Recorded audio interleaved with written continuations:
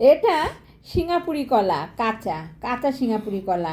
আমরা তো গরমে মানে কাঁচকলা দিয়ে সবাই তরকারি খাই, সিঙ্গাপুরি কলা দিয়ে তো আমরা খাই না খুব বেশি, কিন্তু সিঙ্গাপুরি কলাটাও কাঁচকলার মতোই খেতে ভালো লাগে। এই গরমে গরম ভাতে দুপুরে ভালোই লাগবে। তাই কাঁচা সিঙ্গাপুরি কলা আর আলু, তার সঙ্গে চারাপোনা দিয়ে আজকে মাছের ঝোল বানাবো। তা কলাটা আমি কি করে কেটেছি সেটা দেখিয়ে দিই। কলাটাকে নিয়ে আমি এইভাবে উপর থেকে এরকম পাতলা খোসাটা যে হয় সেটা ফেলে দিয়েছি, আর এর নিচে যে মোটা অংশটা সেটা যেটা মোটা খোসা সেটা রেখে দিয়েছি। এইভাবেই সব কলাগুলো আমি খোসা ছাড়িয়ে নেব। সম্পূর্ণ কলাটার খোসা ছাড়িয়ে নিয়ে এবার এগুলোকে আমি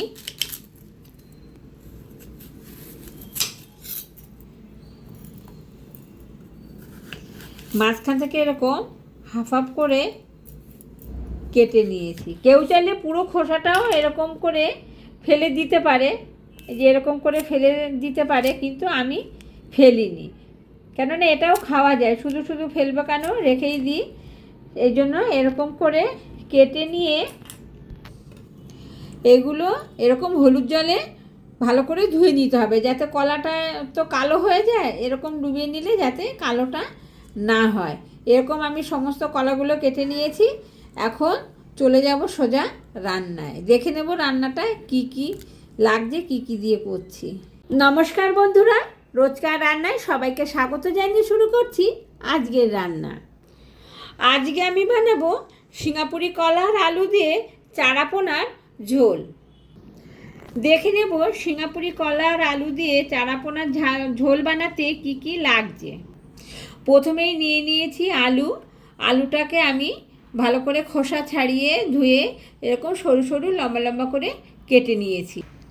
আর নিয়েছি কলা, সিঙ্গাপুরি কলা, যেটাকে আমি কিন্তু খোসা ছাড়াইনি। খোসার উপরের যে অংশ এমনি একটু খোসা মতো থাকে মোটা, সেইটা ফেলে দিয়েছি, ভেতরেরটা রেখে দিয়েছি। কীভাবে সেটা আমি পরে দেখিয়ে দিচ্ছি। আর নিয়েছি কলা, সেটাকে আমি হাফ হাফ করে কেটে নিয়েছি। আর নিয়েছি এখানে চারাপোনা মাছ, ছোট ছোট, যেটাকে আমি ভেজে আগের থেকে রেডি করে রেখেছি।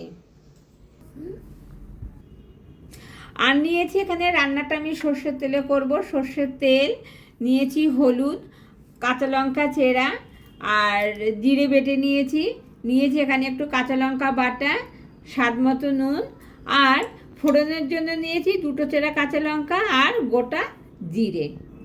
এই সামান্য উপকরণে হয়ে যাবে রান্নাটা। সবার প্রথমে কড়াইয়ে সর্ষের তেল গরম করে প্রথমে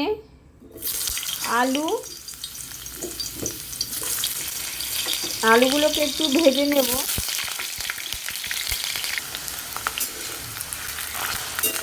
আলুগুলো যখন ভাজবো আমি, তখন কিন্তু এর মধ্যে নুন টুন কিছু দেবো না, এমনি আলুগুলোকে একটু ভেজে নেব।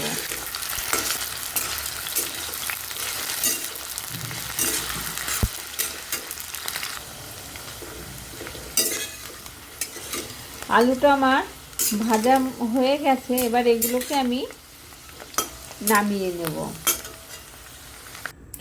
আলুগুলো ভেজে আমি তুলে নিয়েছি, এবার এক একে কলাগুলোকেও ভেজে তুলে নেব। আলুগুলোকে কিন্তু আমি 50% মতো ভেজে নিয়েছি, কলাগুলোকেও ওরকম আমি ভেজে নেব।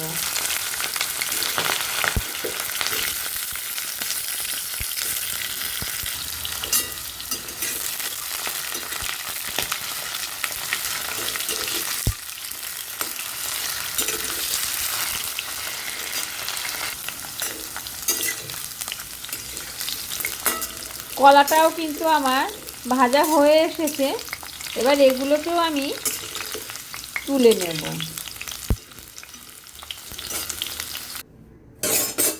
আমার যে এতটা পরিমাণে তেল রয়ে গেছে, এতটা তেল আমার লাগবে না, এখান থেকে একটু আমি নামিয়ে রেখে দেব।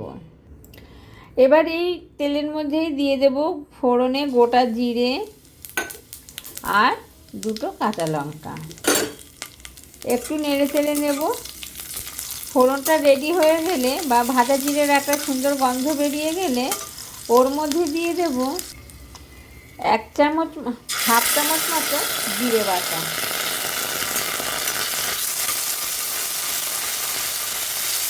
জিরে বাটাটাকে একটু তেলের সঙ্গে ভালো করে কষে নেব বা একটু ভাজা ভাজা করে নেব। জিরেটা ভাজা হয়ে এলে এবার দিয়ে দেব হাফ চামচ মতো কাঁচা লঙ্কা বাটা, আর একটু কষে নেব।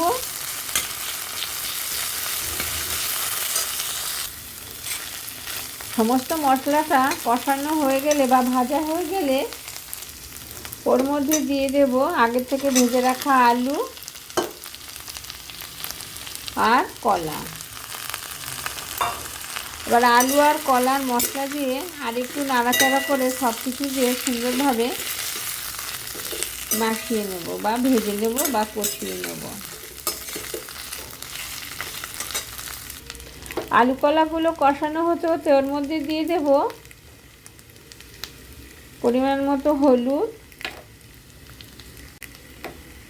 আর দিয়ে দেব স্বাদ মতো নুন বা একটু নুন এখন দিলাম, পরে যদি লাগে আবার দেব। এবার সব কিছু একসঙ্গে ভালো করে কষিয়ে নেব। মশলাটা যাতে পুড়ে না যায় আর আলু কলাগুলো ভালো করে কষানো যায় মশলার সঙ্গে, ওই জন্য আমি কিন্তু এর মধ্যে একটু জল দিয়েছি সামান্য, সেটা দেখানো হয়নি।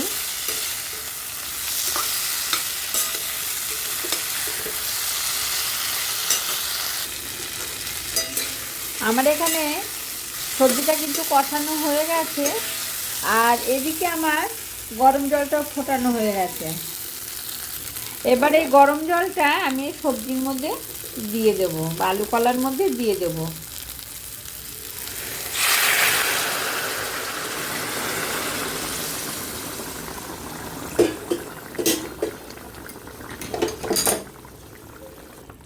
আমার তরকারিটায় কিন্তু একটু নুন কম হয়েছে, আমি এর উপরে আরেকটু নুন দিয়ে দেব।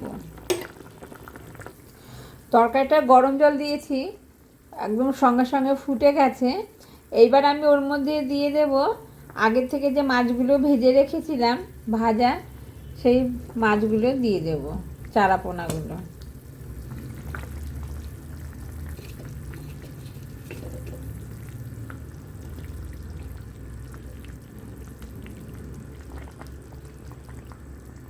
এবার দিয়ে দেব কটা কাঁচা লঙ্কা। এই লঙ্কাগুলোতে কিন্তু বেশি ঝাল নেই, সবই আমার দেওয়া হয়ে গেছে। স্বাদ মতো নুন লঙ্কা সব দেওয়া হয়ে গেছে, মাছ দিয়ে দিয়েছি। এবার তরকারিটা একটু ফুটতে দিতে হবে, কলাটা সম্পূর্ণ সিদ্ধ, মানে সবজিটা সম্পূর্ণ সিদ্ধ হয়ে যাবে, আর একটু ঝোল ঝোলও থাকবে, যেহেতু এটা ঝোল। তাহলে এখন এটাকে আমি ঢেকে দেব সবজিগুলো তাড়াতাড়ি সিদ্ধ হবার জন্য। আমার তরকারিটা সম্পূর্ণ রেডি হয়ে গেছে। যে আলু কলাগুলো এগুলো বেশ ভালোভাবে গলে গেছে, আমি তুলে দেখিয়ে নিচ্ছি। আমার তরকারিটা সম্পূর্ণ রেডি হয়ে গেছে, ওর থেকে আমি একটা আলু কলা তুলে নিয়েছি। কলাটা আমার সম্পূর্ণ সিদ্ধ হয়ে গেছে, আলুটাও সিদ্ধ হয়ে গেছে।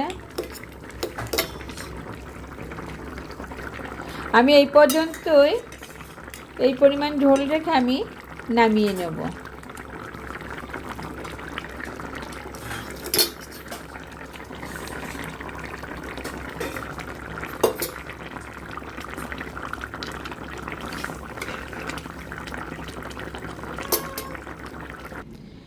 তাহলে বন্ধুরা সম্পূর্ণ রেডি হয়ে গেছে আমার সিঙ্গাপুরি কলা দিয়ে চারা মাছের ঝোল। আপনাদের ভিডিওটা কেমন লাগলো? আজকে এই পর্যন্তই, নতুন কোনো ভিডিও নিয়ে দেখা হবে খুব শিগগিরই। নমস্কার, ভালো থাকবেন, সুস্থ থাকবেন।